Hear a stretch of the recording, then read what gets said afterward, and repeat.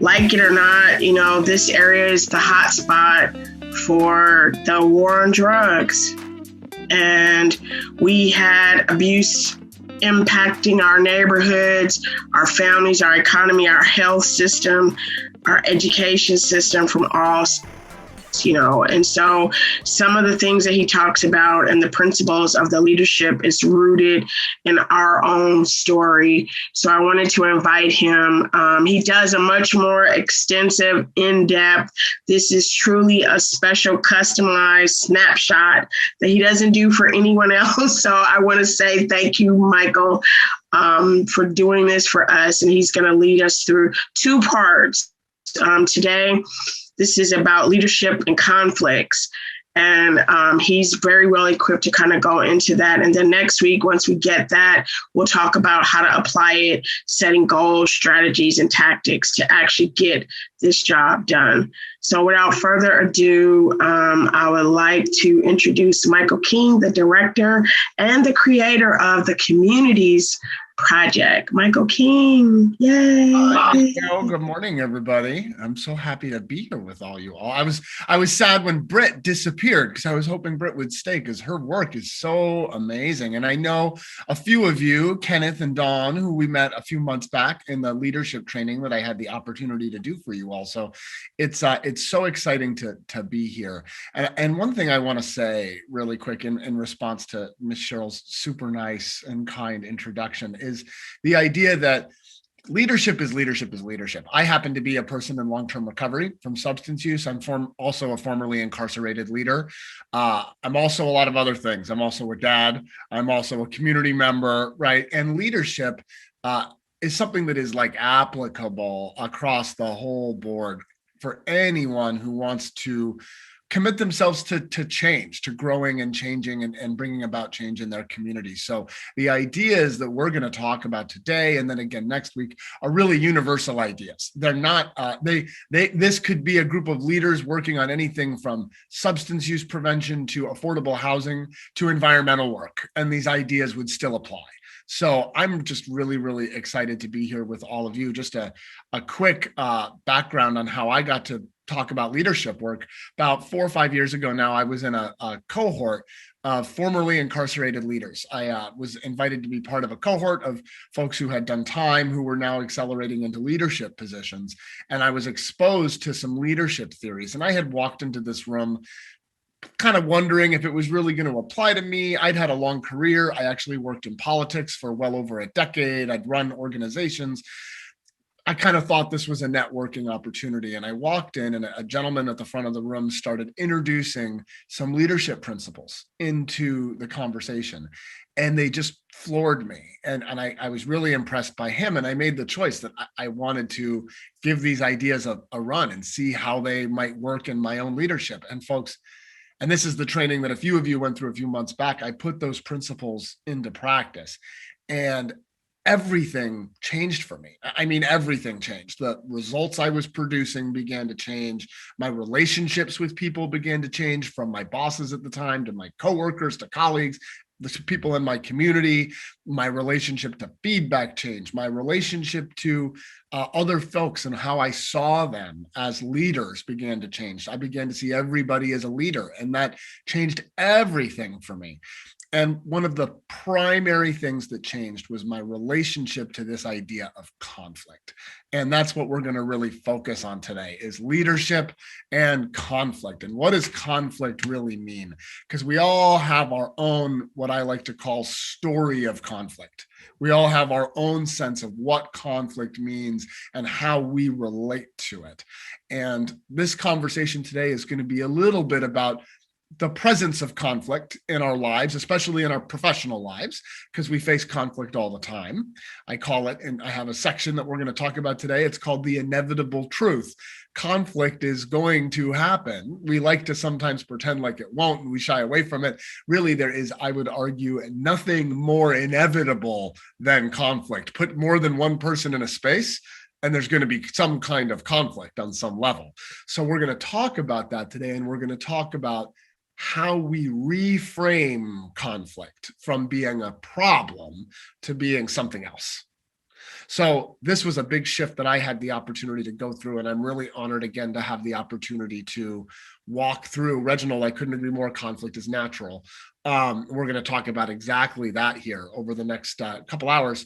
I'm going to go ahead and share my screen. One thing I will say, I will do a fair amount of back and forth here. I'm going to ask you all to weigh in and chime in. So I'm not going to just lecture at you for the next hour and 45 minutes here. You don't want to hear my dull voice on a Saturday morning, but I really want to hear from you. So I will pause often. I've gotten very comfortable with awkward Zoom silences. So if we have to have a few seconds of that here and there, that's fine. And I will give you a break for 15 minutes at 1.2 to get up and stretch, and in my case, get a little more coffee too, to keep the energy going on a Saturday morning. So I'm going to go ahead and share my screen, make sure I'm sharing the right one.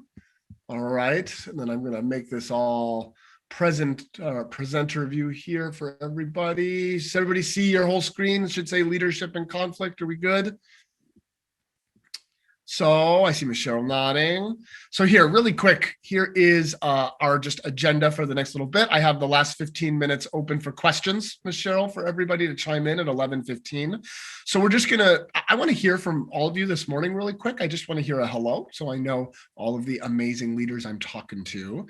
And then we're going to take 30 minutes and talk about this idea of conflict, just being an inevitable truth, right? Something that will happen and something that we need to kind of accept will happen, even though sometimes we really, really, really would like to pretend like it won't and shy away from it. So we're going to talk about that a little bit. Then we'll take a quick break, let people stretch. And when we come back, we'll spend this last 45 minutes really talking about how do we not just accept conflict, but embrace conflict. How do we embrace conflict and see conflict as something other than a problem?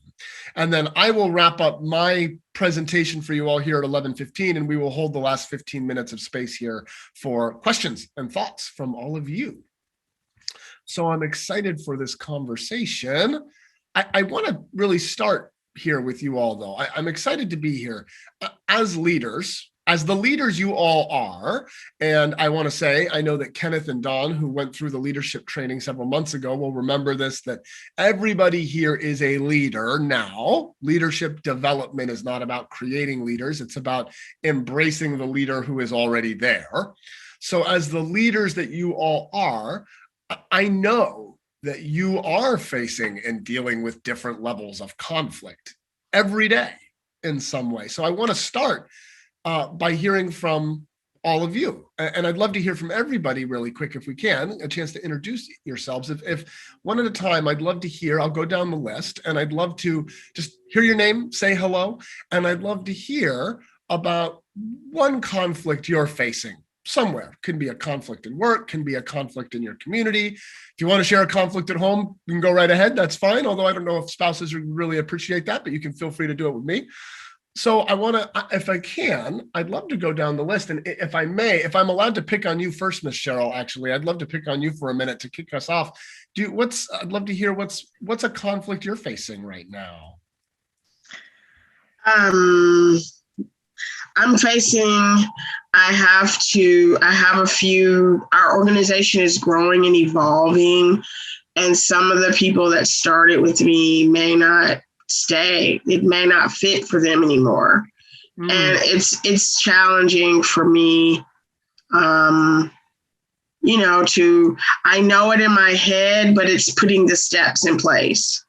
And that's why I wanted to be here with you even today, because that's a conflict for me right now. Thank you. Awesome. Thank you, Miss Cheryl. Thanks for joining. I'm super glad thank you for sharing that with everybody. We have conflict when we want things for people or for our organizations, and not everybody in the room agrees. That's conflict. That's where conflict starts, right there. So thank you for that, Miss Cheryl. Thanks for kicking us off. Can I go to my friend Kenneth? Kenneth, I'd love to hear from you. Good morning. Good to see you here. And if folks have the ability to turn cameras on, I know sometimes that's an internet issue. I'd love to see your lovely faces if that is an option for you. Kenneth, good morning. Hi, good morning. I'm having a horrible hair day, so my camera will stay off. Me too, Kenneth. Forget it. Oh, your hair looks fine. Oh, thanks. But it's in the mail. Conflict wise, to be quite honest, I don't have any conflicts at the moment. Anything that's pressing, I don't feel conflicted at the moment. So yes. Okay. Awesome. Thanks, Kenneth. Good to see you. Good to see your name up here. How about Brad? Good morning, Brad. Good morning. My biggest conflict is always the same. It's always time, as opposed to my priorities and my objectives on what I want to achieve. So the biggest one now is activating the community's peacemakers and leaders for this transitional subsidized employment work sites, so that we can ultimately hire and train and mentor and educate our own people within our own community. And we have a short period of time to do that by this fiscal year, essentially June 30th. Wow. So Brad, is it all right, Brad, can I ask you a follow-up question? Sure, go ahead. So how are you feeling about the situation coming up? Like, where are you on this right now personally? How are you feeling about it? Personally, I feel a little anxious, a little I wouldn't say stress, but anxiety, because we have more money right now in our system and in my hand, not me personally, but the program that I'm the overseer of, basically, or the gatekeeper of. We have more money than people, and I would hate to see that waste of time and waste of money and waste of resources and opportunities, because I know people out there, or some people out there at least, are needed and are starving for it and are willing to do anything to get it. Thank you, Brad. I really appreciate your willingness to lean in and share that with everybody too. And I hope that you can hear something today in this conversation that might lend itself to that situation coming up for you here by the end of June. Thanks for being here this morning. Thank you, Michael. Awesome. Why don't we go? So there's two Dawns listed here. Either one wants to jump in and go first. Dawn, who wants to go first? Dawn in the car or Dawn with no camera on? Hey, Dawn. Hi. Okay. All right. Wow. It's a couple of conflicts. In regards to what Brad said, just trying to, as a nonprofit and building capacity, trying to get things in place to be ready for opportunities. And the other conflict is with my community, the city. So that's like a major conflict right now. We're in election time and try to make sure the right people get elected. So that's a major conflict for me. Thank you, Dawn. Yeah, elections definitely can bring about. We see a lot of that in our communities today. Dawn, I love what you said about your use of the word opportunities, and that's going to be something we really bring our conversation back to today, is opportunities that come out of these situations. So thank you, Dawn. It's good to see you again. How about we go to the other gentleman in the car with the really good-looking glasses there? I love those glasses. Good morning, everyone. My name is LV. I guess my wife's name is on the phone. But conflict, I look as I don't use the word conflict. I use the word challenges.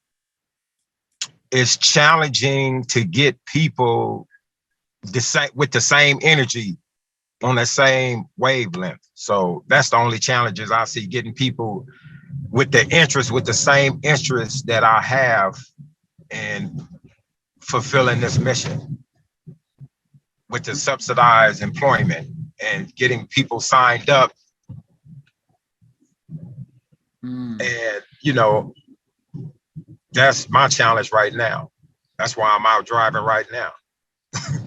Well, LV, I appreciate it. It's good to see you again. I changed your name so that I can know it's you, and I'm calling you out. I changed your name on the Zoom, but I love what you're saying here, because what you basically have is a passion and more than one person. And a passion and more than one person usually means some degree of, I'll use the word conflict, some degree of disagreement that's going to arise. So again, what we're going to do today is talk about where the opportunities exist in that disagreement and how to manage that over time. Okay. Awesome. Thanks, LV. Good to see you again. Oh, likewise. Glasses are wicked, man. I want those. Thank you, man. Digging them. Man, I need a new pair. Thanks, LV. Let's go to Kevin. Good morning, Kevin.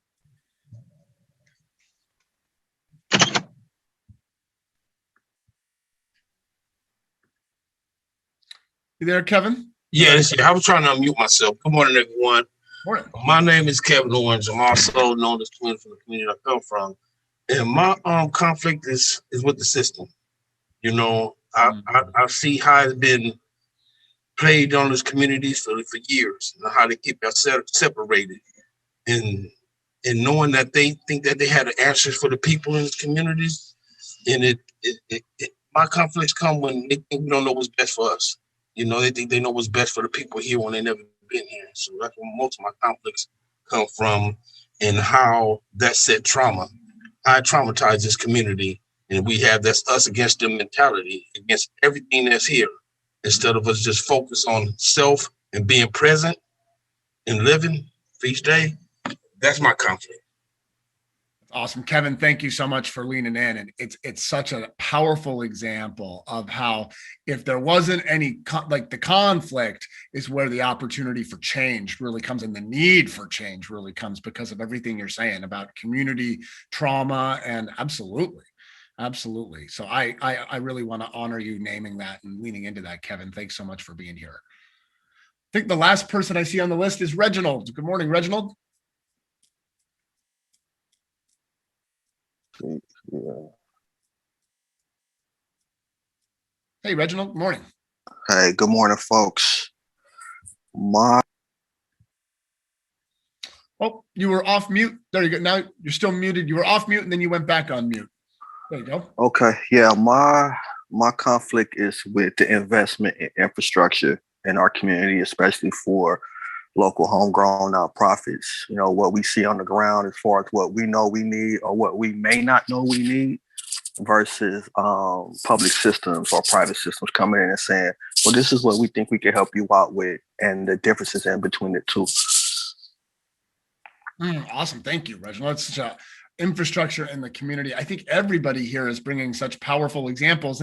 And I like to start off this conversation this way, just to highlight, and you all already know this, but I think there's an opportunity nonetheless in just pointing out, we are dealing with conflicts each and every day.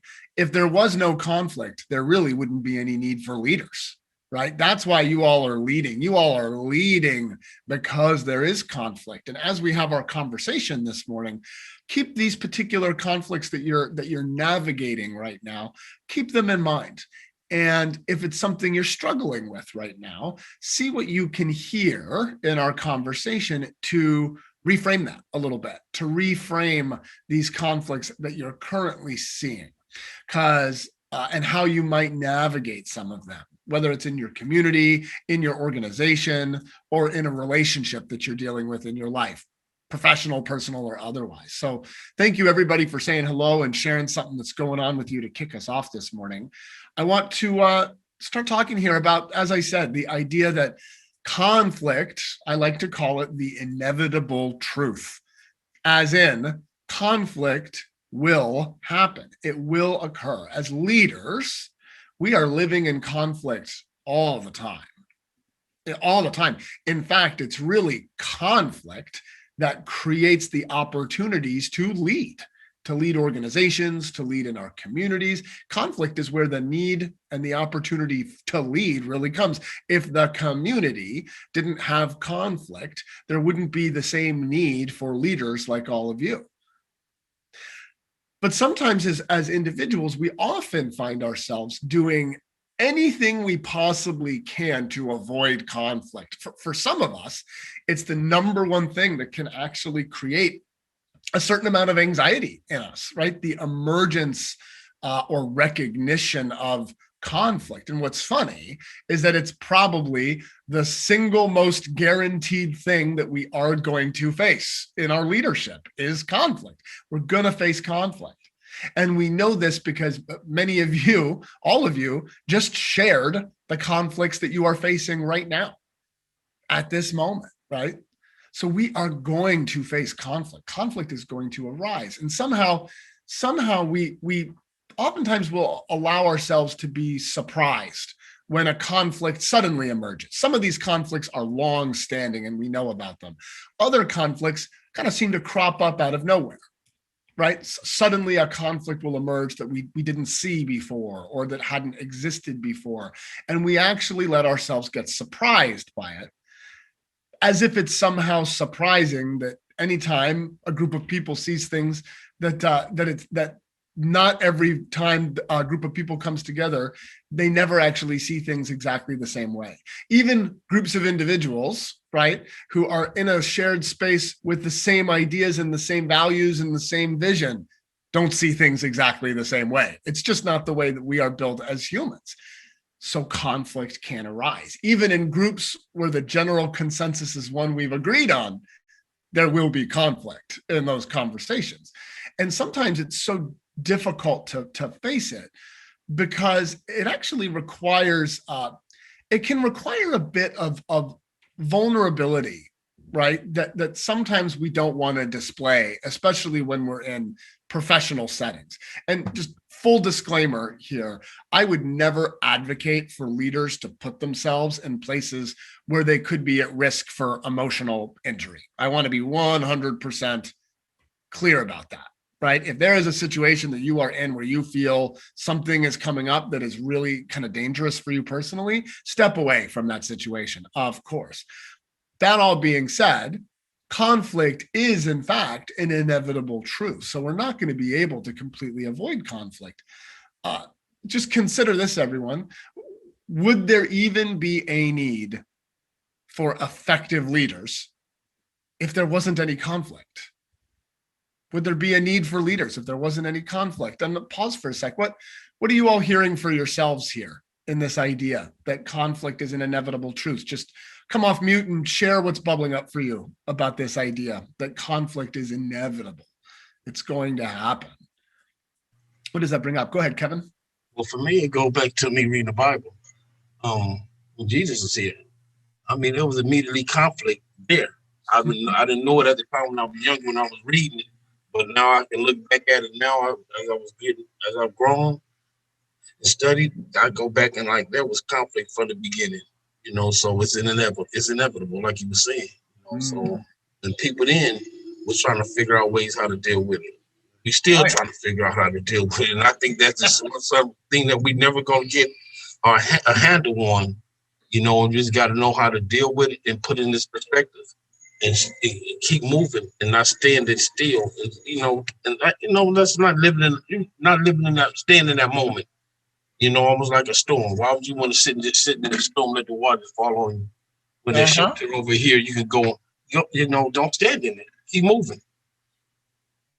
That's beautiful. Thanks, Kevin. I appreciate that so much. And we're going to talk a little bit today about how even going beyond standing it, maybe even rather than walking away from it, maybe just go get your raincoat and let yourself get wet for a little bit, right? We're going to talk a little bit about that. Reginald, I saw your hand up. Go ahead.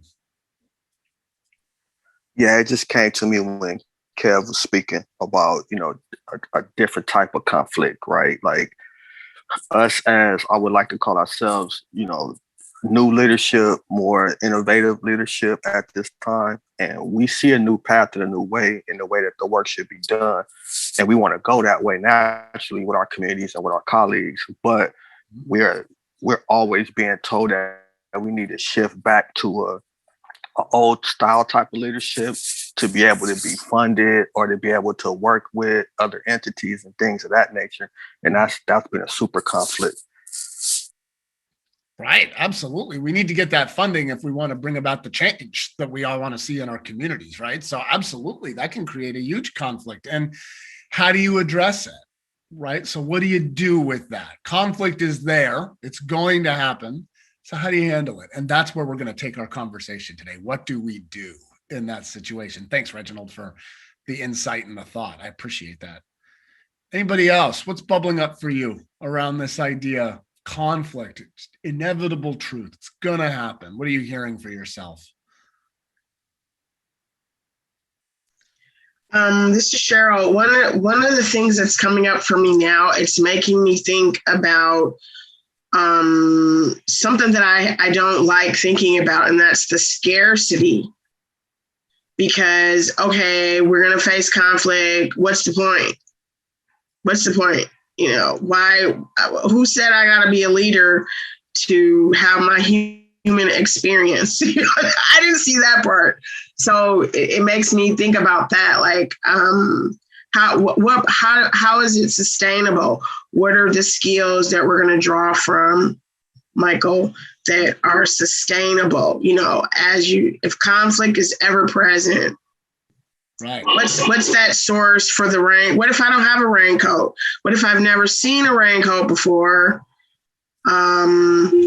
You know, in some of our communities, because of the structural conflict, there's institutional conflict, there's structural conflict, there's conflict that just happens as a part of your human experience. And it's the inequities of all of that, the political conflict. It's the inequities. If political conflict was all the same, I probably could embrace it with a more abundant view. But because it isn't, that's where I can't reconcile it. Some days it's because, okay, how do you reconcile the inequity? That's what it brings up.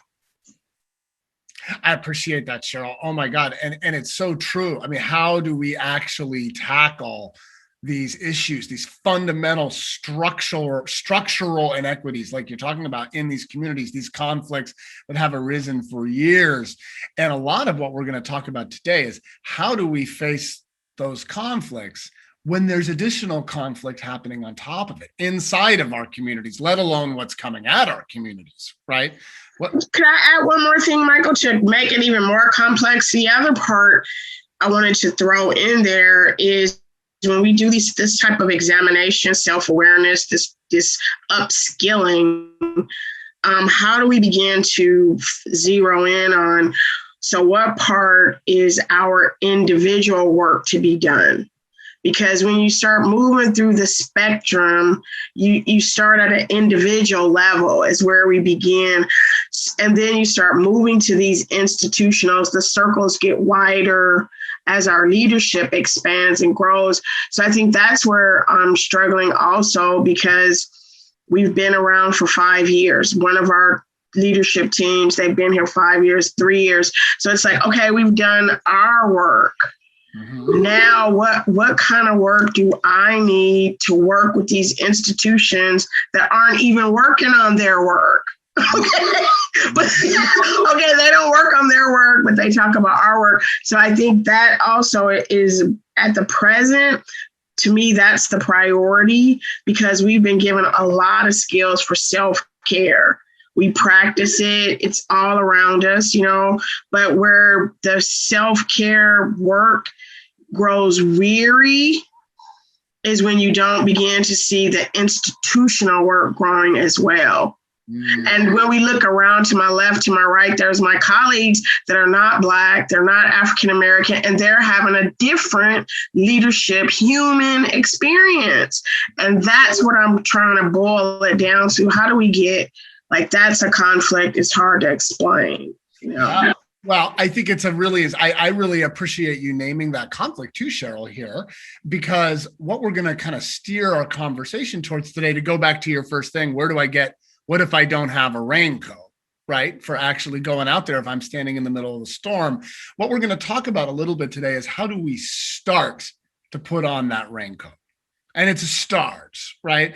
And so the ideas that we're going to talk about here in terms of embracing conflict are both internal as well as external, right? And we're going to kind of walk through how do we actually deal with conflict internally in our communities, But then how can we then, once we've worked with those conflicts, bring them external? And I actually think next week's conversation is going to be a good answer to the second part of that conversation. I think today we might sound a little more, how do we all have our raincoats on when we're inside?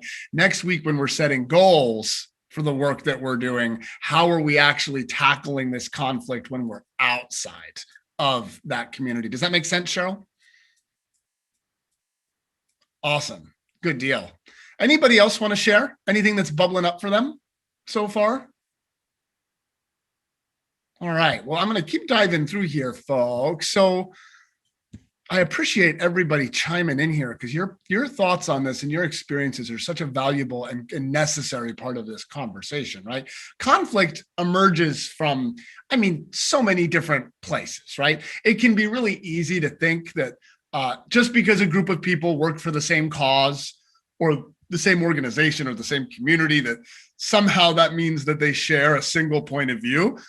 I think you all probably know that that's not always the case, right? It's not really realistic. Even if we are all here, if you get a bunch of people together and everybody is centered around, we are all here to focus on bringing affordable housing into our communities. Well, if you have 7 or 8 people at the table, you're still going to have conflict, because there's not going to be agreement on how exactly we bring affordable housing into our communities. So if we are operating in a group of individuals, even if we share that commonality, we're still multiple individuals.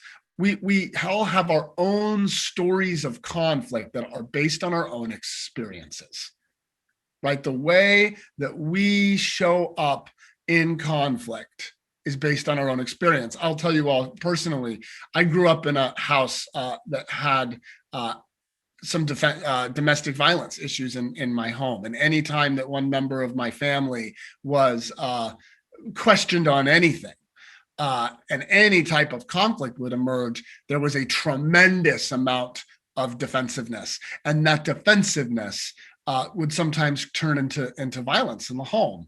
Now, how has that translated itself into my leadership life? Well, for a long time, whenever I would face defensiveness from individuals in terms of conflict, I would retreat. I would not lean into that conflict, because it was part of my story of conflict, right? Conflict meant violence. Conflict meant defensiveness, right? We all have our own stories of conflict. And that's okay. We just have to embrace and own what that is based upon our own experience. There never has to be any judgment of ourselves or others. No judgment of ourselves or others in terms of what our own stories of conflict are. They're real. My story is real. Cheryl's story is real. Kevin's story is real. LV's story is real. Everybody's story is real, because it's based upon your own experience with conflict, either internally or externally, right? So we all are going to have our own stories of conflict, right? In terms of how we show up. Does anybody want to share kind of their own relationship? And this is, if anybody wants to chime in, does anybody have their own story of conflict, that kind of how they feel about it based upon their own experiences? Some of you have already shared a little bit about what that's like, but does anybody have their own kind of resistance to conflict or story around it based upon their experience that they're willing to share? Kevin, I see you. Oh, yeah. For me, it's like a working environment to when you grow up with people, you think you could be on the same level. But then as you start growing and things start occurring, people adapt. Some people can adapt to it. Some people stay where they are. Some just miss it. And you get frustrated and like, damn it, how come you just can't, and I got to sit back and understand, my level of understanding is different than someone else's.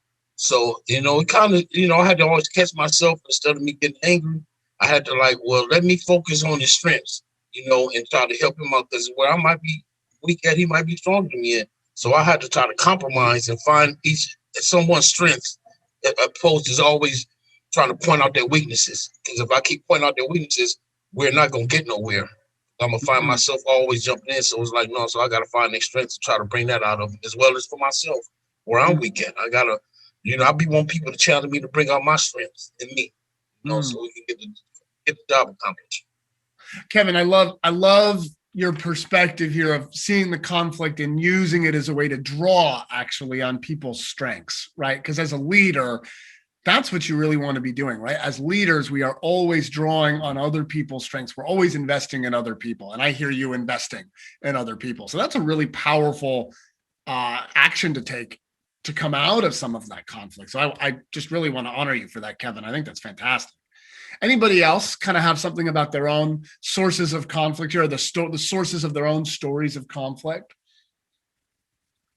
If you see me looking this way, it's because that's where my list of you all are. I'm not looking away from you, just so you know. Let's see folks coming off here. So I want to hear from you, all of you, on this. So right now, and we've talked about this a little bit already, but how are you currently framing the conflicts that you're facing? And by framing, what I mean is, how are you viewing these conflicts?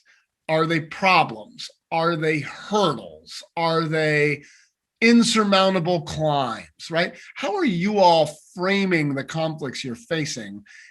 And what kind of results does that frame produce? Keep you with those questions. How are you framing your conflicts right now? And what results is the current frame you're putting on your conflicts producing? Is it working? Is it not working? Do you have successes? Are there some places you're feeling a little stuck? I think we've heard a little bit of that already, but jump on in here if there's some idea of how you're currently framing conflicts that you're willing to share. Cheryl, go ahead. It's Cheryl. I'm dealing with like one step at a time.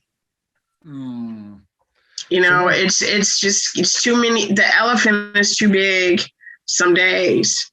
You know, some days I do have like a supernatural mind where I just feel like I can see it all, right? And then there's other days where I have to practice my 12 steps one day at a time. And then we'll worry about tomorrow when he gets here. So I'm super focused in the present. And that's how I'm dealing with it right now. Because it's so overwhelming, the level that we're at conflict on. Like I said, it's beyond my personal. This is about how do we move. We have a moment in time. And I don't know how you articulate that for people. We have a moment in time. We are in a history-making trajectory. And we can recognize it because we've lived in it, because we are the snowfall story. We are that story. That's our neighborhood. We know people right there, right? So we know what this means. So we've been through history before, and now we're here again. And the responsibility, the opportunity is to see the leaders that can help us try to make an amends, make it right. You know, what is that? That is just that kind of framing is what I'm seeking. What best practices do we choose? You know, what level do we operate on? Is it peer-to-peer? Is it this? Is it that? Can't quite figure it out. And then these brave spaces that are needed to trust and share and be vulnerable, to build together like that. Where are those places? And how the hell do we really know? How much more risk do we have to take? I feel like I've sacrificed enough. I don't want to. But neither do I want to be what we call a punk. I'm not going to be on my knees, I gotta go out, I'm going to be standing up, So I just got all these conflicts going on. It's a lot of conflicts going on. Well, so Cheryl, you shared a few really optimum words in there. You talked about, you mentioned the word, and we're going to get to this in just a minute. You mentioned the word opportunity. And that's where we're heading in this conversation, is what conflict really presents is that. And I want to own, and I want to be responsible for here, showing up in this space with all of you as a white male. I want to share the necessity of folks in our communities, and so much of what our country's going through right now in communities, the need for some of us, and by us I mean, frankly, folks who share the same white privilege that I have had in my life, to be uncomfortable, and the necessity of creating discomfort in the communities of the privileged in order to bring about change. and the opportunity of that. So I just want to take responsibility for how I show up in this space too, to have this conversation. And there is such amazing opportunity in conflict and in bringing about that discomfort that is necessary, because other communities have had to feel that discomfort, I think, at the hands of the powerful, if you will, for a long time. And it's time to change that discomfort around. It's time to twist the lens in the other direction in here. So Cheryl, I just want to honor your willingness to embrace the opportunity that conflict does present. So thank you for that, Ms. Cheryl. Reginald, I saw your hand up. Thank you so much. Sorry, thank you for being so patient. Yeah, I want to bring up an additional conflict with, myself, my team, my org, my community, painting a asset-based kind of goal, right? Mm-hmm. We do place-based kind of strategies and things of that nature, but we always speak from an asset-based approach. But mm-hmm. The fact is that we missing a whole lot, and it's a lot of trauma involved in our community where folks can't even get to where assets are.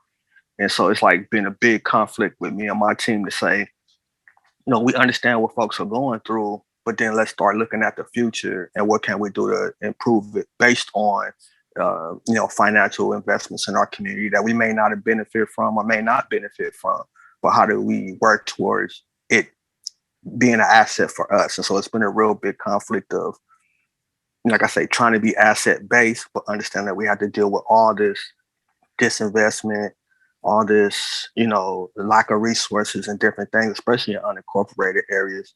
And, to the point that you were making about being privileged, and being able to turn that dynamic around. A lot of times, community-based folks are not in the position or at the table to even do that or even know how to do that. And that's something I think we probably should, look at moving forward as well. Yeah.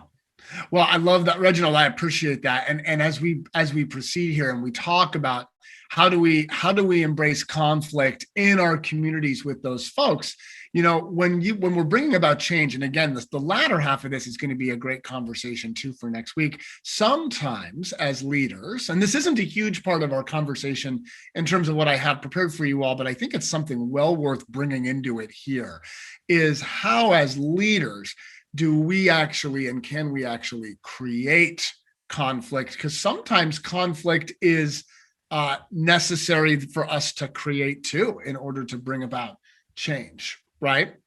So I think that there's something really important in this, and we're going to talk a little bit after we take a break too about kind of how we can start engaging in that process. So thank you, Reginald, for the frame that you're putting on this right now. I think it's awesome. How can we actually produce results from that? Who else wants to chat about how are you currently framing the conflicts that you're facing? So I've heard opportunities, I've heard embracing it as a moment in time, and what do we do? Discomfort. Who else wants to chime in here? Going once, going twice. So when we decide that we're not going to let it surprise us when conflict emerges, right? It sounds like everybody here is very, very, very aware that conflict is going to emerge, right? When we decide that we're not going to let it surprise us, we actually open a door to all kinds of exciting things. And perhaps most notably, the idea that conflict, and Ms. Cheryl already nailed this, presents such tremendous opportunity. So when we are facing these conflicts in our communities or internal, either in our organizations, internally in ourselves sometimes, or externally in our communities, we open a door to possibility when we reframe that conflict strictly as opportunity, right? I love this quote that leaders don't avoid, repress, or deny conflict. They see it as opportunity, right? We embrace it, right? What do you all think are some of the opportunities or possibilities in the conflicts that you're facing right now? What do you all think are some of the opportunities that exist in the conflicts that you're facing right now? Okay. Go ahead, Kevin. Right now, as we living right now in the present time, the murder of George Floyd. You know, the opportunity is here. You know, and so I think it opened up the door for us to start having more community involvement and what our public safety should look like, what the law enforcement should look like in our communities, as well as who we are as a people. You know, because it's so much in time. You know, the community I live in. You know, when people get killed, you know, we all we so traumatized. We just expect that to happen. We know it's going to be happening. That's the norm, and that's just how dysfunctional we are. And I'm not saying dysfunctional. That's how much traumatized we are. We expect the things to happen, just like we always expected. We always knew that the police would kill us. We have high probability of being killed by getting put on by law enforcement, as well as them feeling fear from us of being killed from pulling us over. But these are things that the opportunity is here that I think that BLM took advantage of. You know, but it's the same thing that the community has been protesting for, crying for. So why, how come it was so different when they got out there and started? They wasn't reiterating nothing that haven't been said or did, but it just was this opportunity now. It happened, and this is where we at, and this is how we got to take advantage of this opportunity. Why it's there, but my concern is always that I've seen it in the past. Somebody's going to step in, and they're going to try to take it right back to where it used to be at, instead of letting us push forward and creating great things from this opportunity. And then when somebody is going to be sitting somewhere to take us back to where we used to be at. Kevin, thank you so much for this contribution. You know, something I heard you say that I think is really, really, really powerful here too is there's opportunity in this conflict, right? There's opportunity to really start to fight for and bring about some of those long-term structural changes that are so necessary so this cycle of generational trauma doesn't continue.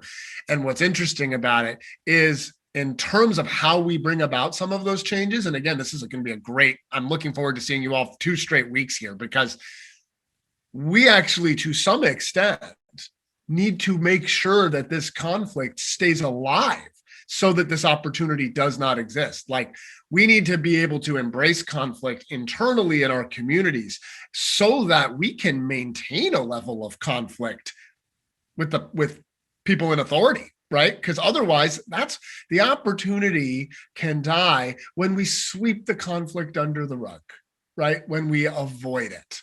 Right. So I heard that from a little bit from Michelle and from you as well. Let's embrace this moment. Let's embrace the conflict that's here, because otherwise that opportunity will actually vanish. Okay, so can I jump in here and translate to our local priorities?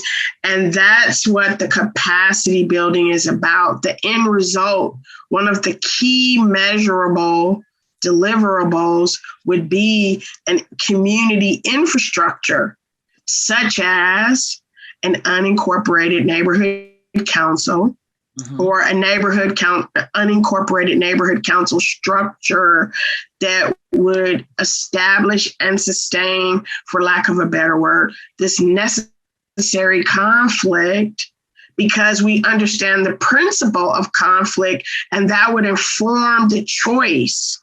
And the reason we go around influencing others is to maintain that so we can achieve greater change, deeper impacts. You guys get that? And it becomes institutionalized. So that's the steps to taking it to the next level. And thank you, Michael, for giving me that chance to make it plain what we're doing for those of us that are still struggling to see the value, why we're doing it, what we're doing. You guys get it? And that's what we're holding on to. If we create this infrastructure, that's the moment we're seizing, and we're not going to let it go. And we're professionalizing it to a certain point, to Michael's point, that if you understand what conflict means in terms of opportunity, and you're not just stuck in the challenge, but you don't have the tools to know how to go get a raincoat. Do you see it's raining? Don't believe your lying eyes. It's raining. Go get a coat. And what are the tools for buckling down? Right? So now that we know that, right, we can go in here and we can build such a system. Just like you said, Twin, we have the tools to recognize our healing now. So we claim that as one of our early wins. That was on this journey that we're creating, this opportunity journey. We have some early wins that are gonna fuel us to create the people infrastructure that will sustain this long after we're gone. So when they ask what was our vision, we had a vision for a people-driven infrastructure. Right? I love this. So the process never ends. Every process produces a product. That's right. But the process never ends unless and until, and then that's where we go into that whole spiritual realm. And I'm going to stop right there. But y'all get the point, right? it is, though, Michelle, it is a spiritual realm, right? Because what happens when we really reframe our conflicts as opportunities is we actually stop judging it as good or bad, right? I think for those of you who went through, I know Dawn and Kenneth who went through our leadership training, LV, but I think LV dropped off here. I talked about how good and bad, let's get rid of that language. It's not useful language, good and bad, right? Those are the types of judgments that keep us stuck. Oh, we have all this conflict and it's bad. Well, we have to see that conflict as opportunity. And it's when we stop judging it that they emerge as real opportunities, and just think of the possibilities that arise when we really get curious about these conflicts. If we let ourselves see all these opportunities that you all have outlined here that come out of these conflicts, we really set ourselves down a pathway of getting the results that we want to get. And immersing ourselves and getting away from the idea that somehow conflict is what keeps us stuck. Conflict is where the opportunity is, and we can really fully expect conflicts to come about no matter what we do. So what I want to do here is I want to take a few minutes here, and I want to take a quick break. Are you all okay if we do 10 minutes instead of 15 minutes break, if that's all right with everybody, since I want to make sure we get to everything? So we'll take quick 10 minutes here. Michelle, just so you know, I might have to leave and come back in. I'm having an internet issue here at home, so just keep your Okay, that's fine. We're good. We have about an hour, so you're right on time. So let's do 10 minutes. It says 15, but let's do 10 minutes. And when we come back, let's talk about how do we really embrace these conflicts, right? Okay. Both internally and externally, right? So let's take a quick 10. Michelle, I might not get kicked out, but I got to switch my internet thing here. Okay, you can log out and just log back in. We'll be here. Awesome. Folks, okay. Let's take 10 minutes, go to the bathroom, get a glass of water, stretch. Let's continue this. And in 10 Ken, minutes. maybe you can put some music on and then let Michael go off and then just log back in, Michael. We're good. Awesome. Thanks, Michelle. Thanks. Yeah, sure. Give me 1 second. Actually, am I still here? Do you hear me, Michelle? Yeah, you're still here. Awesome. You're That good. it worked. It didn't kick me out. Oh, okay. You're good. I was going to say, yeah, you're fine. So, folks, what I want I'm going to go grab me some more tea and I'll be right back too. Grab some tea, folks. 10:30. Start thinking here in the next 8 minutes to yourself. How do we embrace conflict? What does that really look like? Keep that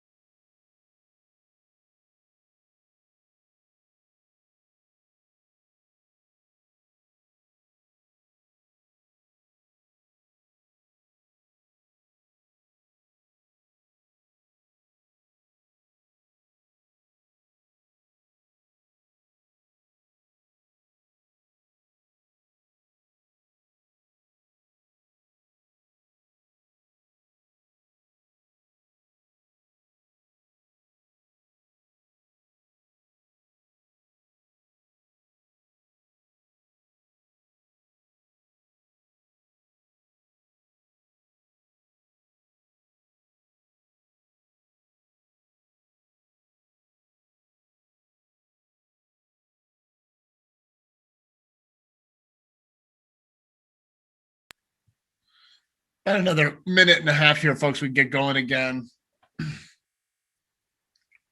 when you all are ready.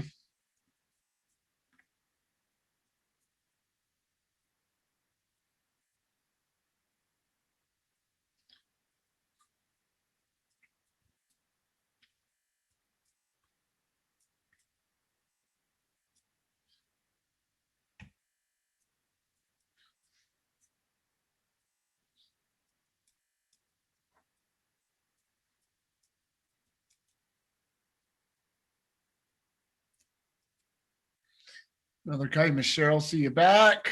When folks are back, I'm going to get going again here in just about a minute. So if you want to just even for those of you who don't have cameras on, if you want to just type it up in the chat when you're back, so I know you're back. We'll get going again in just a few seconds. Just want to notify everybody, just in case you were wondering, that my son just hit a double in his Little League game. I got a text message while we were on break letting you know, just because I know you're all wondering how my little guy's doing at Little League this morning. I'm going to be dashing there once we're done here in an hour to see if I can catch him. Thank you, Michael, for sharing that. That's great. I know your Saturdays, you gave it up for me. We so appreciate you. Oh, let me tell you, of all the leadership topics, it's actually, thanks, Nicole. I see your note up in the chat. I'll let him know that a bunch of folks in LA were cheering for him this morning. He'll appreciate that. Of all these leadership topics, folks, conflict is one. This is a really, it might be next to some of the fundamental leadership stuff, the most important one to have, because it's so inevitable. And yet we like to pretend that it's never going to happen. Sometimes in our work, we like to go like this, and we begin to think that it's a problem. And I want to just make the case that conflict is where all of the opportunity exists. If there wasn't any conflict, there would be no opportunity for change. All the changes that you all are fighting for in your community, that we all fight for in our respective communities, stem from conflict. Leaders live in conflict. Leaders live in conflict all the time. And the question becomes, how do we embrace it, right? How do we embrace it? How do we plan for it, right? And these ideas of how we plan for it can apply both internally in our organizations. It can apply in our relationships, right, with people. It can apply externally. How do we embrace conflict in our communities? Right. So how do I see Brad's notes here. Brad, it's not a sacrifice to spend time with all of you, but I appreciate that. And conflict, confrontation, and change. Absolutely. Conflict, confrontation, and change. And they have to actually go in that order, right? We have to recognize that there's conflict. We need to confront the conflict. And by doing that, we bring about change. It's exactly right, Brad. That's exactly what we need to do. So what's really critical, conflict will happen. We've said this, it's been declared, you all know this, you've all experienced this. Conflict will happen. It's inevitable. No conflict, no need for leadership to begin with. That's simple, right? Why would we need leaders if there wasn't conflict? And rather than seeing all these conflicts as problems, it's critical that we start to work to reframe them, as all of you are doing, frankly, it sounds like, as opportunities. And if we reframe conflict as opportunities, part of what happens is that we actually get curious and we listen to everyone around us, right? If we want to move people, we actually have to be curious, right? If we, in our organizations, just to talk about this as from an internal perspective, if we aren't curious, if I'm not curious why Cheryl has a different viewpoint than me, and I don't listen to her, then we're not going to get anywhere in this conversation, right? As humans, being curious about why we are where we are, right? Conflict often arises. It arises as a byproduct of different people's commitments. the more committed we are to a specific outcome, the more likely we are to see conflicts emerge. If I say, I really want to make sure that this specific thing happens in my community, conflicts are going to start to emerge out of that, because not everybody is going to want to see exactly the same thing. Not all of us share precisely the same visions. Even when we do share the same visions, there becomes conflict over how we get there. Right? Think about, I was just having a conversation with a dear friend the other day, and our politics are relatively close, but I'm maybe a little bit more one way than they are. And we had exactly the same vision of where we wanted to go. And yet we found ourselves having a debate over how to get there. There's conflict in that conversation. So as leaders, and given just how inevitable conflict will be, it's critical that in order to embrace it, we actually have to have a plan for when conflict arises. And that's where we're going to go here. What does a plan for confronting conflict really look like? Let me pause here, and I want to ask all of you, how many of you have plans in your life, for either in your work life or in your life in general, about how to deal with conflict, right? How many of you already have something like that in your lives or in your organizations? Cheryl, can you speak to it a little bit about what your conflict plan looks like? Well, so I'm here in two hats, right? If that's possible, personal and in my professional role. So I'll speak from the professional role. So we've done a lot of planning. We've got a lot of best practices. We can literally pull them off the shelf and work on adoption.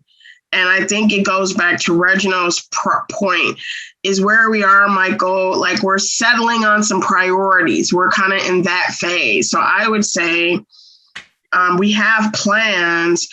Our ask, our request, our demand is we want to get beyond the plans. We want to start moving into implementation and negotiating resources. We want to negotiate power. We want to talk about this equity around everyone being comfortable being uncomfortable. Why are the rules that only a percentage of people will be comfortable being uncomfortable? The rest of us get to live free. Like, these are big ideas. We're past the baby steps. Yeah. And that's where we're looking for the supreme leadership training to help us come to terms with clarifying, like you said, what opportunities do we actually have? Do we really have some opportunities? Because what we've learned, what our asset is the clarity of mind that all opportunities are not equal. So we have to, this is where Reggie and, the steering committee that I help to represent, we're pushing for some new definitions, which there is no containment for that. So we're not saying that, we're not even saying that the plate is too small right now. We're saying, let's just get a bigger plate. Let's just get a new plate. And the system is wrestling with that. So the larger society, larger community. So that's what I would say about planning. So the plan is what you're helping us think through. The plan is to have the permanency of the citizen co-production model. Mm-hmm. We're gonna get the equity-based unincorporated council in LA County. Yes, we're gonna create that, and we're gonna make sure it's the 150-year plan. Right. So even if our people do lose their mind in the valley, as they're traveling out of Egypt, if they lose their way, they got that 40 years guaranteed, figure it out. So it's that's where we need the steering about what are the leadership skills to be patient with the rest of, they're not there yet, the people that we do have to engage, because that's the true essence of this conflict, and wherein we look for opportunity. Where is the opportunity? There, I don't know how to say it. It's really hard to articulate the space. So Cheryl, I want to call you out for a second here because you say you don't know how to say it, but you just said a whole bunch of really powerful stuff. So I don't think it's true that you don't know how to say it. I think you're saying it. Does anybody else pick up on that? Cheryl's saying it, right? So Cheryl, can I ask you a follow-up question? So, yes. So because we're going to talk in a minute here about what a plan for confronting conflict might look like. What I'm curious about, though, is in the plan that you all have worked on, do you see anything from your internal work that you think could be used externally? I would have to really think about that strategically, just off the top of my head, so many things. First, I would start with us as the individual leader inputs. So at the many levels of decision making that occurs in our community around the issues we care about, this violence prevention community, the public safety community, the public health community, these are the sectors that negotiate in our community, right? So there's opportunity there. So that's where I would say it starts with us having that equal seat at the table. And that's what we're trying to define right now. In the city government, the neighborhood councils are like the grassroots government, right? That's like what it's come to be known as. They're elected and blah, blah, blah. They primarily deal with trash, sanitation, municipal services. Now, on the other hand, an unincorporated county, which is where we all come from, what we're known for is much more the dark side of the ills of urban Black, right? Violence, gang trafficking. We were just the forgotten ones, long-term disinvestment, redlining. So if you couldn't get a house back then, if you did buy a house, it was at higher interest rates. And so we know these domino effects now. We're educated, we're trauma-informed, we're in recovery, right? We're enlightened. Okay. And some of us even have formal education, degrees and testing and licenses.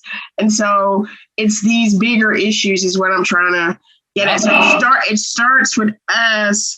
We can't even get to the skills and talents until we create for ourselves equal voice and opportunity. So when we look in our communities, what we're discovering is our paperwork. It's the paperwork right now. It's this paperwork game. They pencil whooping us because there's no other kind of abuse going on. They pencil whooping us because what we thrive off of is our true grit. Right. So what we're coming to terms with, this shift to automation, more complicated systems. It's not so much mother wit. That's our raw talent. Right. So we've had to reorganize ourselves. And now we can figure out, like you said, how do we put a plan together that we can all participate in? So creating that grassroots where we're leadership, shoulder to shoulder, a co-production is the plan that we have on the table. And we're negotiating, Michael, what the value of those seats are, for how long, who's going to do what, and all the things that come in between. So that's where I was hoping you're the best person I know to help us clarify that more. Like you said, a plan for the planners. Mm-hmm. This is a plan for the planners. Yeah.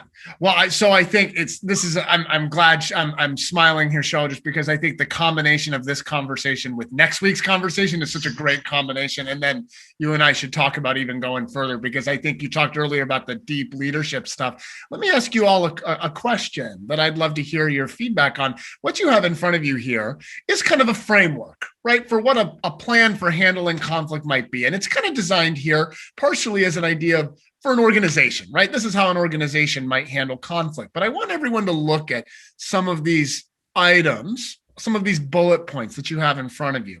And I want you all to consider for a moment and then chime in when you look at these ideas for how you can actually confront and take on conflict, what you see that you think either has not, I'm trying to think of the right way to phrase this for you all, because I'm going off because I'm jiving with the energy that Cheryl's bringing to this conversation here.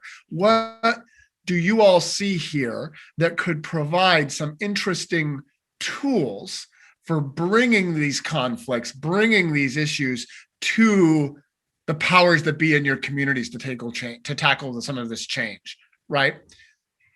What are you seeing here that you think maybe hasn't been brought to some of those folks, not internally, but hasn't been brought to some of those external sources? The folks who need to move, the folks who are the powers, the shakers, the folks who are holding back, the folks who are creating those issues. Reginald, go ahead. So to your point, Mike, is we really don't have those spaces, right? We really have people like Cheryl and organizations that she's been working with that's been out for, 10, 15, 20 plus years that are having these conversations with the political structures or governances in our local areas. Like there's not a specific place or space that community could deal with community issues outside of, I didn't like that, or I didn't like what they, just small stuff versus getting into the issues, sitting down, creating a plan, having goals and working towards those. Like I feel, and if people correct me if I'm wrong, like I don't feel like it's a space that we have that we can actually do that in. Like I think that's what we're looking for. Reginald, thank you for chiming in with that. Go ahead, Kevin. I see Kevin's got a thumbs up. Let me ask you, I'll ask this of all of you. Do you all believe there is opportunity to create conflict in order to create that space?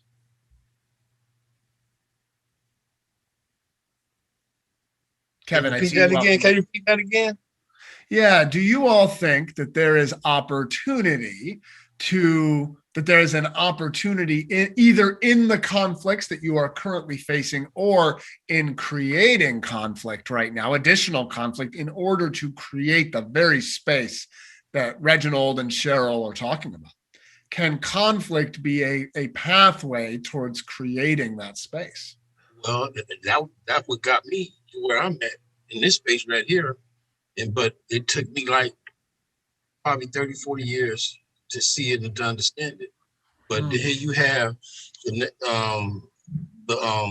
government or the so-called people that's overseeing this community.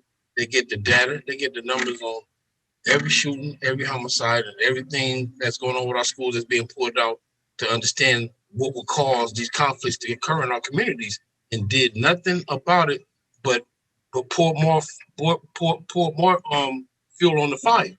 And so now with us, like my sister, like my brother Reginald and Cheryl Reginald coming in to enlighten us more of the infrastructure for our agencies, as us outside that lived in all this trauma, it got us to this point where I don't really see it as for my generation where I'm going to see the ending results of it, but it's for the next generation that's coming behind us that's going to benefit from this us putting this together to put an infrastructure together, a systemic institution in that's going to benefit them, that's going to be governed by them.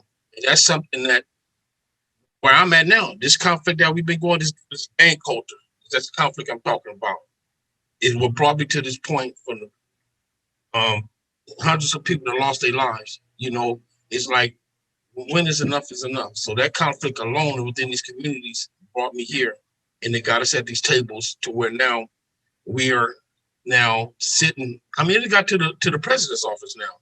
So that's how high this conflict has gotten.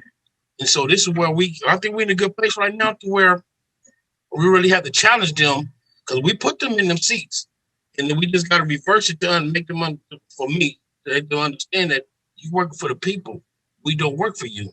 And I think we go so long and been taught this way that they gonna fix our problem for us. No, the people gonna fix their problems for them. They just need you in place to make sure that the resources get to them that they need, so they won't have to go through this conflict again for the next 100 years. Kevin, thank you for this. What about anybody else? Does anybody else, Kevin, that's a really powerful contribution here. I want to keep hearing. Does anybody else kind of think or see that the conflicts we are creating right now, or that the conflicts that we are all facing in our communities, the conflicts that we can create are a breeding ground to create the very space that folks are talking about to really bring about change? That conflicts are almost like the fertilizer in this garden, What do you all think of that thought or that idea? I hate to be a hog the mic, but this is my time to participate. But I think again, we're doing it. The reason I'm here is because I saw the opportunity. So for me, I'm come from that I'm born and raised here too in LA. Families from Compton, Long Beach, LA, still here, all my children.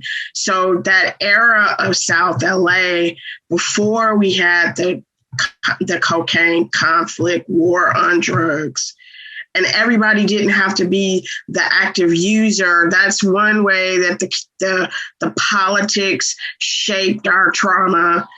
So you carry that. So I wasn't that person, but I was the loved ones. We were the ones that were there. For some reason, I'm walking around a sober zombie. There is such a thing, because you're in that family. It doesn't go away. And those parts of the story don't always get told. So we're here doing the work.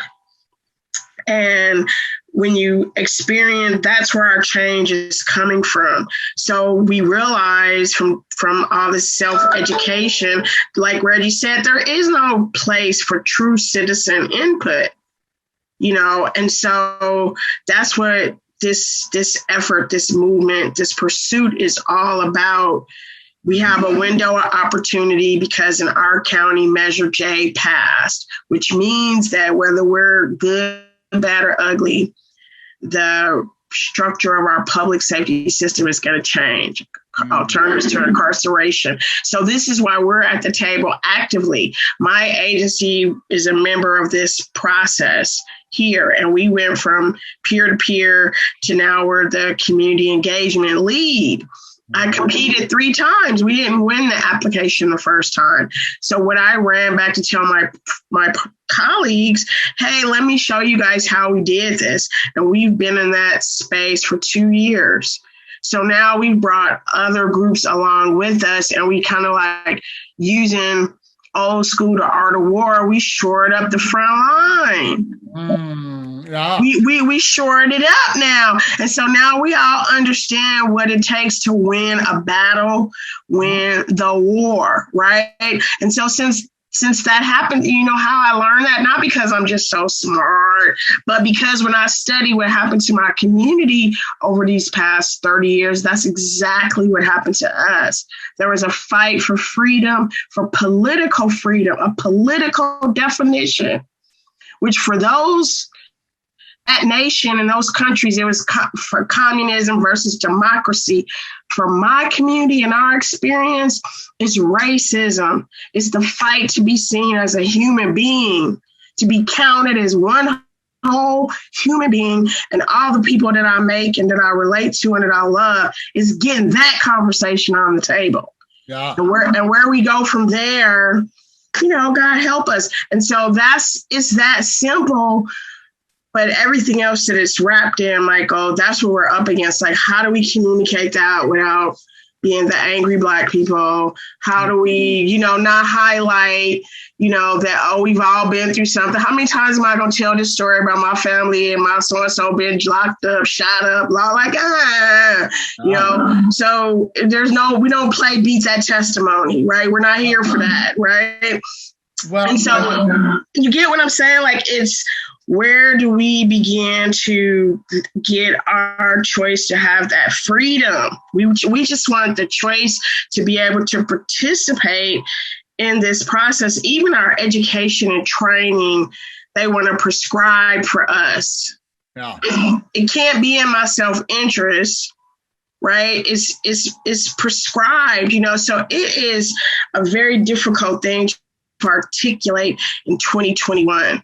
And to Reggie's point, we don't want to use the 1950s leadership model. We don't want to use the 1980s leadership model. We don't want to use 2010. You know, we want to add this idea. How about it's not that we actually need something new. We need it's a new thing. What did Brad put some chaos word, some Greek biblical word he put in the show?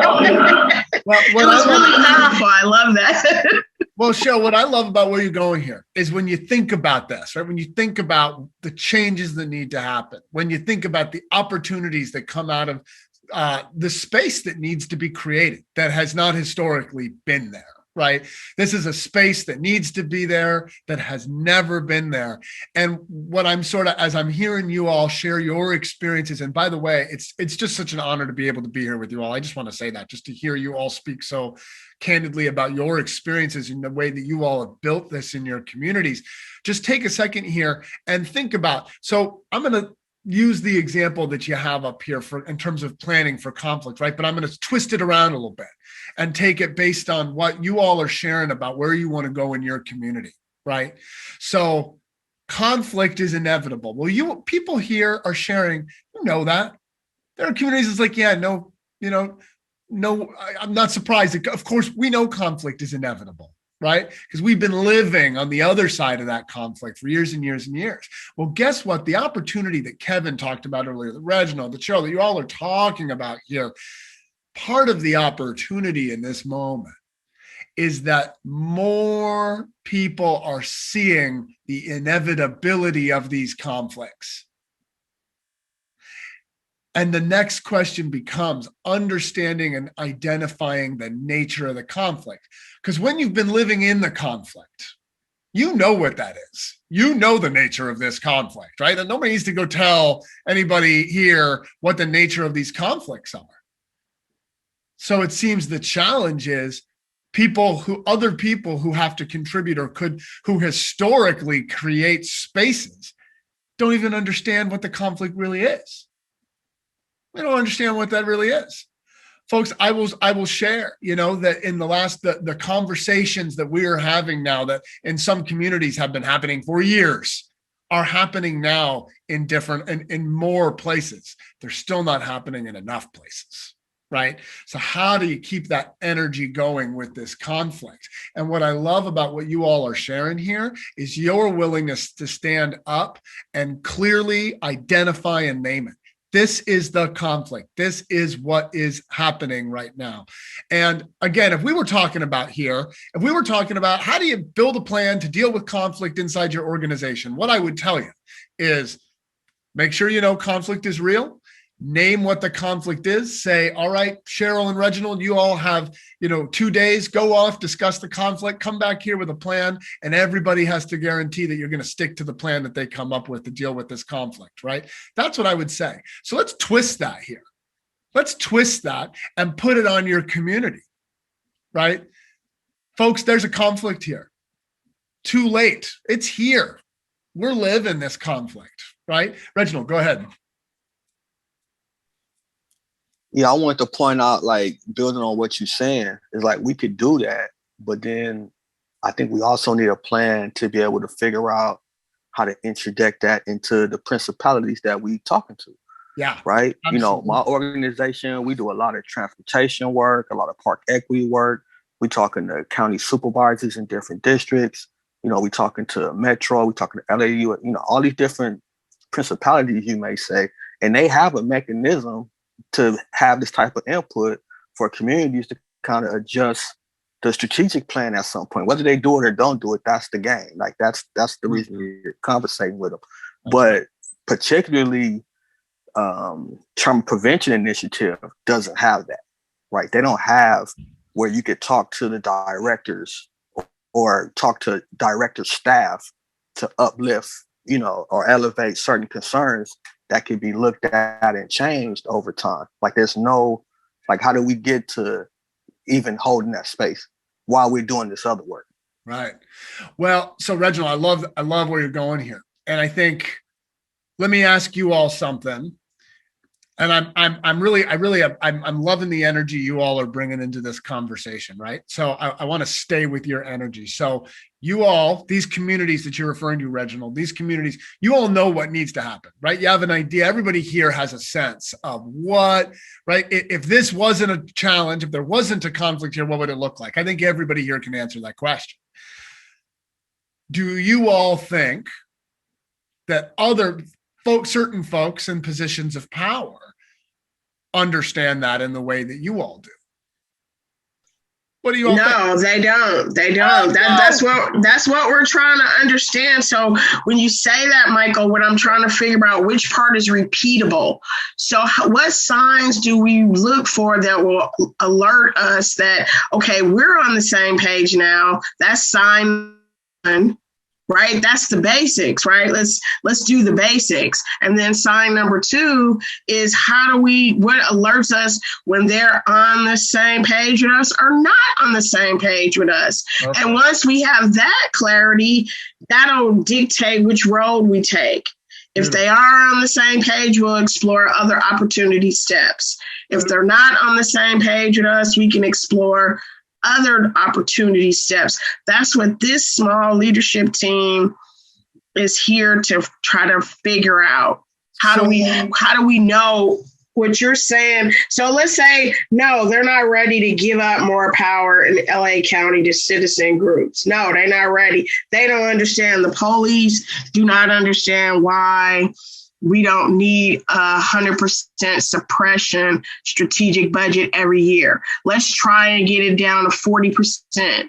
Get your budget down to 40% and 60%. So let's get real specific. Like you said, let's get to the plan and we can break it down by zip codes. Because in our area, it's 32 zip codes that are impacted close to 2 million people. We could get real measurable. We could talk about precincts, departments, and we can even overlay other indicators. So when you get to that point, that's where we're at right now. And we're trying to be professional about it this time. We don't want to go up and blow up our community or go somewhere else either, right? So this is a test, and this is what makes it painful sometimes because you still don't get any result, right? You know, this is that long suffering they talk about, you know, when you're going to be a higher person, because you guys, you can't tell me they can't add that up. It adds up, but they're not there yet. They don't want to let go of power. They're afraid. I don't know what it is. I can't even find it.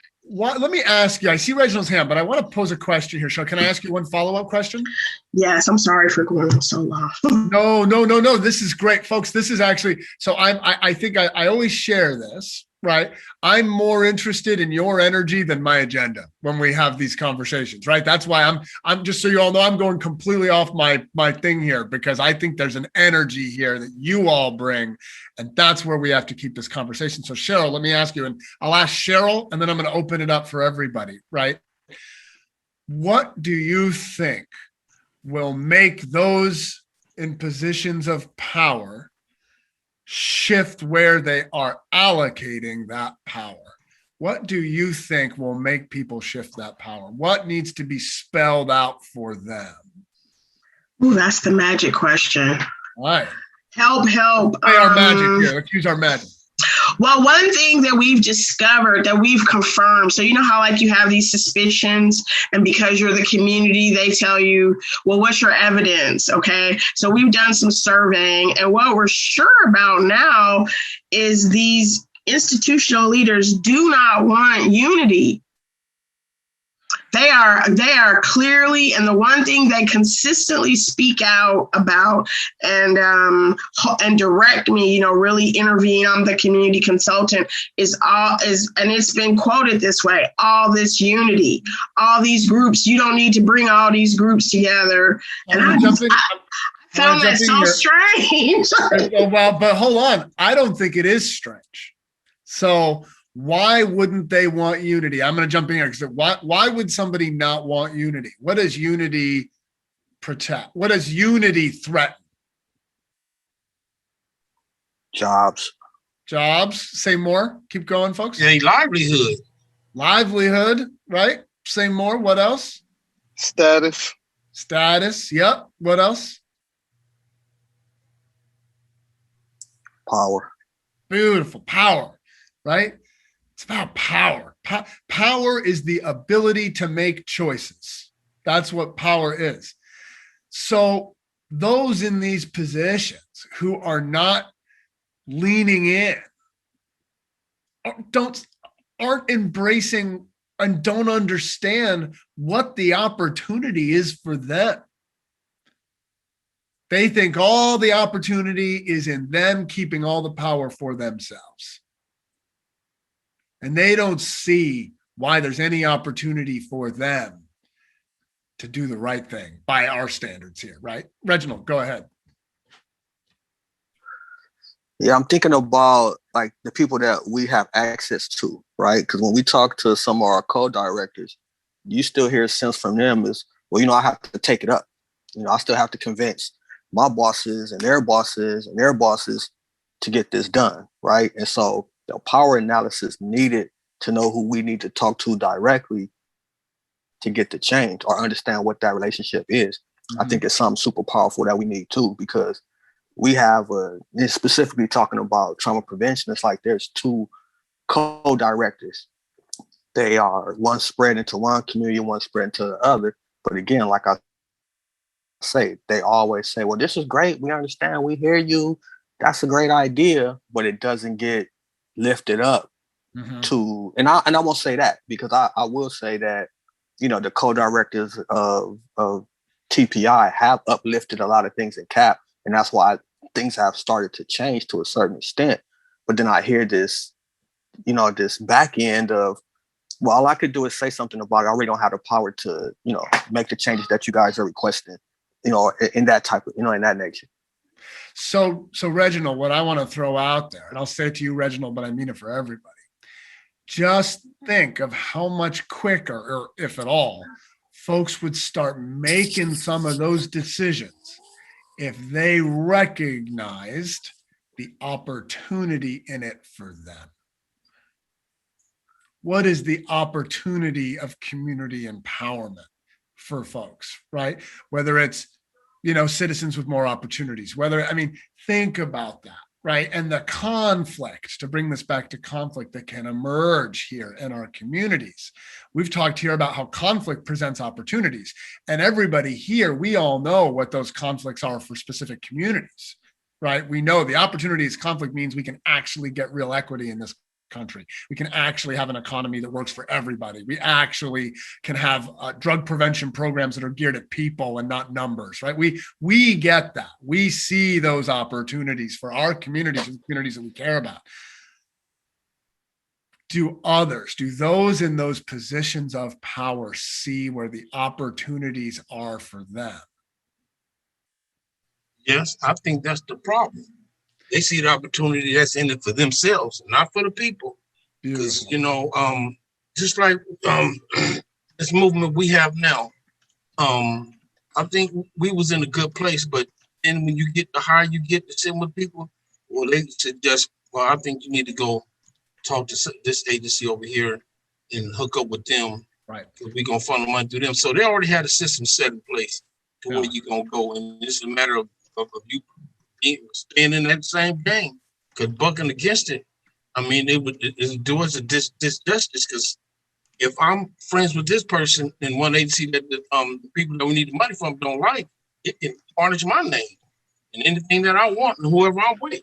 So I mean, it's hard for when you find you asking somebody that have their own connection, their own people they're gonna deal with, and we all in the same community, you know, looking for the same resources and funding. It gets tricky up there, and the conflict is real with them. Sure. Yes. So let me ask all of you. So if I were to ask all of you, so if you were going to say this conflict that we're facing in our communities presents, we know that leaning into this conflict and embracing it, we know the opportunities that it presents to us. If you were going to sit down with somebody else and you were going to try to win them to the cause, right? How would you articulate the opportunities that it presents for them? What opportunity is presented to them? What do you all think? Yeah, I'm not sure. I'm not sure that the opportunity is bigger than their own self-sufficiency, right? Sure. Because now as community members, we don't have those type of bosses to say, you know, you shouldn't do this or it threatens your job. But we know, like I know people from the county and the city that's not. They, you know, they're looking for tenure. They're looking for a lot of different things where they're like, hey, I'm not going to rock the boat. I'm not going to say anything. I may bring it up, but that's as far as I'm on, you know, go. So I think people are conflicted with that as well. Like I've personally seen that. So if that's what we hear from those folks, if that's what you all hear from those folks when you talk to them, what type of conflict do you think you all could create in communities that could sway them? What can you threaten through conflict of them? What is the number one thing you all can threaten? Take them out of their seat. Take them out of their seat. Away from them. Absolutely. Get rid of all that power, man. Yeah. Right? Because correct. But that what it took, Michael, was for us to get to this unity talk, because we were in silos. We learned this. We gained clarity about perspective. So I'll add that to our history. It's so important to understand our history, to understand what we're trying to do today. We didn't have that perspective. I wasn't as clear about the nuances of what the needs were for Willowbrook as it was for Westmont, West Athens, these two communities, and the system leaders that I'm in the middle of until I had spent that time. And once I understood that, then it was like, okay, now I can go about what you're asking us to do. What is the conflict that we can create?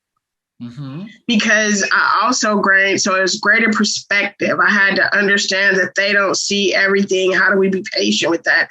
Then number two, we have to have multiple strategies almost at the same damn time. You know, and so then you talk about what kind of infrastructure and system is needed for that and who's going to do that. And then there's always this process of self-care and taking care of the people, including ourselves, right? You know?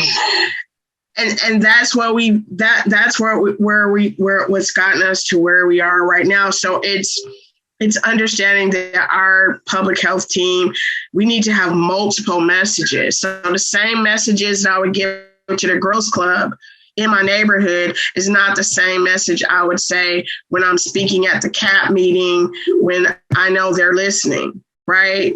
And so that part is hard. Like, where do we get multiple messages from? When you have so many conflicts, it's sort of like, how do you choose? So I already have a needy list, my top 10 hit list. How do I choose which one to do first? Those are the skills I'm looking for. How do I choose from the already known needy? And can I have some evidence to say, this is what guided my choices? Because I know it's not exact science.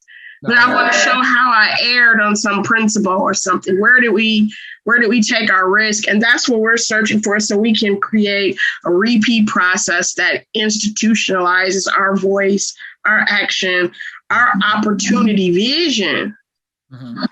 So, God, so I can go in like 15 different directions here with what you're saying. I think next, like what I want to ask you all in prep for next week when we come back together to talk about this, bring those specific things, that vision, those goals to the table, because we're going to talk about how to draw those very connections that you're talking about. But I want to go back to something else you said, Cheryl, because this connects to conflict. You used it's a beautiful word, and it gets forgotten a lot. And it's actually really critical, both for either resolving conflict or knowing the type of conflict you need to create. It goes both ways. And that's the word understand, right? You were saying when you started to understand the communities you were serving, you had a better sense of where to go in the work. So folks, understanding. So we can attach a story as to why someone wants to hold on to their power or why someone does the things they do. We can attach a story to that. And that story can be comforting in some ways. It's not necessarily the truth. So if we understand why somebody thinks what they think, we actually then can figure out, well, okay, how do I move them? And we can also understand if we actually hear a viewpoint that we don't agree with, we actually can understand, oh, wait a minute, I'm hearing now the type of conflict I need to create in this community to get this person to move. And we actually can hear it from them as opposed to making it up, right? I could come in and say, I think that Cheryl doesn't like X, so I'm going to do all this stuff, and that's going to make her change her mind on something. But that's just Michael. That's actually has nothing to do with Cheryl. That's just me making up a story about Cheryl in my mind. So if we are going to create conflict in these communities, Cheryl, I just love your use of the word understanding here, of actually figuring out what makes that particular power broker tick. What is it that makes them tick? What are they really looking for? Sometimes they're just dirty and they love their power. They don't want to give it up. Okay, if that's the case, and we understand that, how do we take away that power, right? We take away that power by generating enough conflict around them that power is threatened, where they will start to meet us somewhere, or they'll fight against us, and then we up that conflict too, right? But understanding, in order to effectively implement conflict, we have to understand why others are ticking the way they tick. And I'll tie this into one of the fundamental leadership ideas we talked about a few months ago for those of you who went through our leadership training. Effective leaders are actually more interested in what others want for themselves than what we hope for them. So if I want to be effective with Cheryl, for example, then I have to actually understand and listen to what Cheryl wants for herself, not what Michael hopes for Cheryl. What I hope for Cheryl is great, but that's actually all about me. But if I can figure out what is it that you want for yourself, then I can understand the source of your conflict, what type of conflict I need to create that's actually going to move you. And I know just because I heard you, I listened to you, and I watched you. I want to pause here because it's 11:15. What's bubbling up for everybody here around this? What are you all hearing for yourselves? It go back to my old football days, how coaches break down film, find their weaknesses and find their strengths and where they can attack. Sometimes you got to look at this conflict on, you got to break it down. You just listen to them. Multiple tapes you can look. We got plenty of things we can listen to speaking and find out what it is. Yeah. We got to pay close attention. I guess we got to start listening more.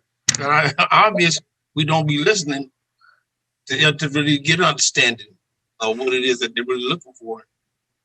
That's right. If you go out when you're playing football, if you go out there and you're just guessing what the team's going to do, you're not going to be very successful, right? Now, I want to name something though here, and I just want to honor it, which is that listening is really hard when you feel like you're never listened to. That's a hard thing to do. And I just want to name that's hard. I have this when I coach leaders all the time. You're telling me to listen, but my problem is I don't ever feel heard. Yeah, that's hard. And so I just want to name that is hard, and that brings stuff up, and that's all real. And the stuff that brings up is to be honored and respected, not disregarded. Okay. So I just want to name that too. If we want to know how to move people, sometimes we have to listen to people who we would fight a lifetime against the nonsense that they're spouting.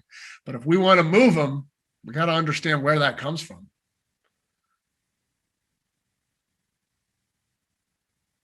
And that can create more conflict. Go ahead, Cheryl. I guess I would say, and I thank you, Mike, for bringing us right here. You're so reliable. I thank you so much. These are really effective dialogues.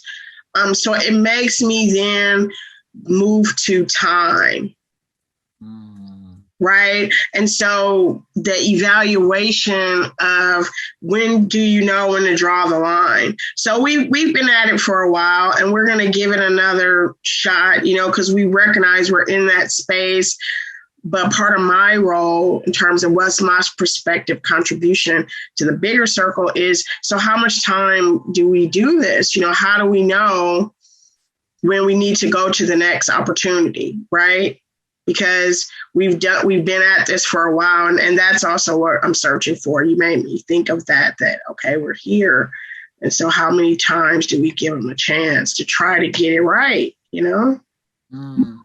And the key, Cheryl, thank you so much. And time, I mean, I think everyone, we want to get this done 5 minutes ago, 5 years ago, 50 years ago, right? 500 years ago, for crying out loud, right? Like time is a tricky beast in these deals, right? What I just want to encourage is figuring out the types of conflict we create in our communities will be most effective when we know what it is that makes people tick. And sometimes the stories we tell ourselves about that are true, but other times they're not. We learn something new. To use Kevin's, I'm a sports fan, sorry for you guys, so I'll use the football, right? Sometimes I think a team's going to run the ball on first down every play, and I'm right. And other times I can go back and look at the film and go, wait a minute, they're actually only doing it half the time. I got to play a totally different defense, right? And it's hard. I mean, it is hard to hear stuff that we would find a lifetime opposing. I'll use an example, folks, just because I do a lot of work with folks who suffer from addiction, and I happen to be in recovery. We talk a lot about the stigma people have for people who are suffering around addiction. And I have this conversation all the time, and I ask folks, well, they say, I was talking to the judge and he just has he doesn't get this at all. He has horrible stigma for people with addiction. And I say, where does that come from? Where do you think his stigma comes from? And they say, I don't know. And I say, oh, really? So you want him to change his mind, but you've taken no interest in why he is where he is.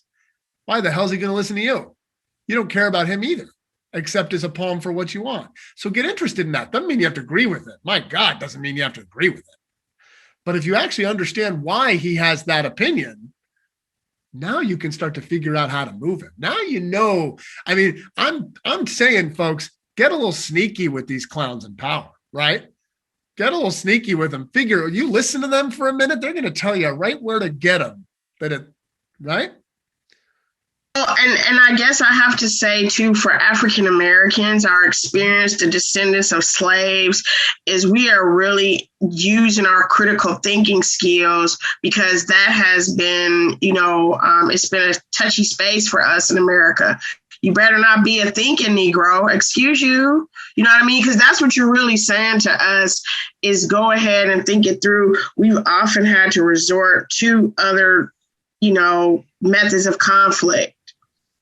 Mm-hmm. to juggernaut this, and so that is our perpetual truth that's hard to explain to the larger society that lives in America and around the world now, because the world is watching, who don't understand, our peace talk efforts and the exhaustive nature that we've had those in, to then still be faced with, the same, more of the same. The seemingly, it just blows my mind how law enforcement doesn't understand our thesis is based on the fact that law enforcement in America was created under the original name of Slave Patrol. How could you divorce yourself from that? Like, at what point do you expect we've matured into this truth decay? And these are the big principles that we're up against. We're fighting on a whole nother level. We've gotten past sticks and stones will break my bones, right? We're at this level fighting for the soul of our being. That's where the battle has reached, Michael. So team, this is our ability to try to clarify that with as many academic and professional tools as we can, to answer these big questions about, putting together a system of change for something like what, we faced. It's like no other. And, I'm praying that we're doing the right things. Everything you're talking about resonates. When we seek to understand first, then we believe in those principles that the powers will open. I get that concept. Where I struggle in my humanity is the long suffering and the acceptance of the things that I cannot change, which are, I don't get to make the call on how much time it is. So I have to spend so much time in my acceptance Yeah. Oh, Well, and folks, let me share with you all too. I mean, I'm going to share, if I may. Are you all? I should ask actually. Are you all open to a personal story to share around here as we start to wrap up our time here around conflict and the battle you all face with this stuff? Right? I mean, is that all right? Can I share a story with everyone? So, I will tell you all, when it comes to the powers that be that need to be confronted, that need this conflict in their face, just to share how little a lot of them understand why this is so important, understand the real nature of this conflict too. I will tell you folks, growing up, I grew up in a well-to-do, over 95% white community on the East Coast, right? And I always considered, an ally on racial equity work. I had no idea the extent of any of these issues until I was part of the criminal justice system myself. I was a naive white boy when it came to what this looked like, and I just want to be responsible for that, right? How I showed up. I embezzled $300,000, folks, from my employer. I was given 8 counts of felony theft, and I was given basically a year incarcerated. There's white privilege in the criminal justice system, for crying out loud, right? It's insane. And I just want to be responsible for my own naivete about that, because I don't think I got it. So that's the fight, right?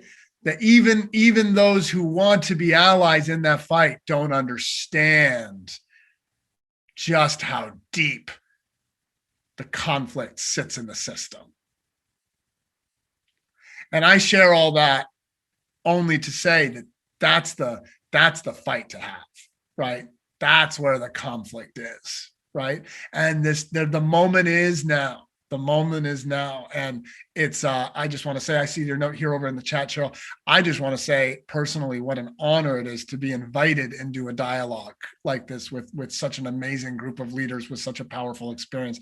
It really, truly, I was getting a little, I don't get too emotional a lot of times. I was getting a little emotional listening to y'all share, but I just really do appreciate that. And I'm really excited to come back next week and talk about goals, strategies, and tactics. And what I just want to encourage, I hope all of you are back. I want to encourage you, think about what those things, think about what those things mean to you. And what we'll do next week is we're going to define what they really are, because sometimes we mix them up. And when we mix them up, we kind of get less effective in how we utilize them or implement them, and then talk about how do we actually implement them. So I'm really pumped for that. And it just really is, Miss Cheryl, I can't thank you enough for inviting me into this space. Michael, I honor you too, and I just want to own that I took the risk to ask you to be the white boy in the room for this phase of our leadership development, and you accepted, and I just want to honor you for that, because that was what I needed from you, because we need to try to understand. So that's what you mean to me, to us, is a white person, and a white male in particular. It was important to share with us what we didn't know so we can humanize it, right? So we can relate, and then try to see that in some of our local people that, oh, they're like, Michael told us about this, right? So I just wanted to say that. That's okay. You can be. So I just wanted to say that, and that's that. So we're not going to take this any further, but thank you. And we definitely look forward to next week, because this is the hard part of our work, to understand how to influence the people that we're in relationship with and not lose our hat. I don't want to lose my wig. Absolutely. Well, folks, I'm going to write my email up here in the chat. Anybody who wants to reach out ahead of next Saturday, I'd be happy to talk to anybody too. So please feel free to. It's just an honor to share this space with all of you. And if we're all right, then, Miss Cheryl, I will see you all 9:30 next Saturday. Get to your son. Yep. See you next week.